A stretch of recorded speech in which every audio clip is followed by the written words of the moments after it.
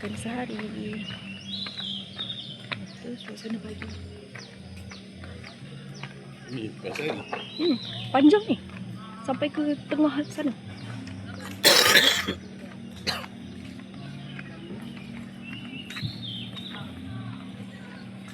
Ada lukis-lukis juga. Dia pakak lukis dia pun nak lukis semalam.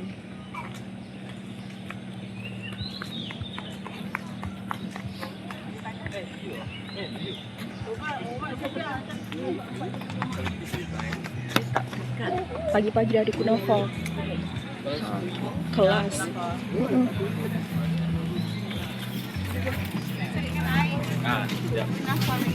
Kuih, katanya kuih macam-macam kuih ada. Oh, laksa. Faham.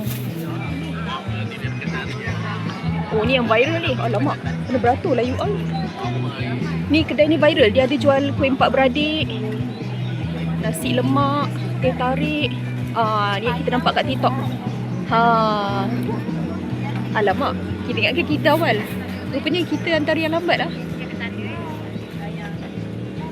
Nak beratur dulu lah. Kuih apam dia besar tau. Apam dia kuih empat beradik dia best. Lepas tu ada apa tu, puding diraja. Tu kuih pena. Apam gula hangus sekejap Tunggu turn. Itu sedap tu. Lauk pun ada. Tu yang selalu buat live tiap pagi tu. Kuih empat beradik. Makan sehari. Sebabkan viral dia, TikTok dia lah kita dah tak lagi. Apam dia besar. Apam. Padak kubang. Dapat pisang. Nak? Kakak nak? Makan tu dulu. Apam gula angus.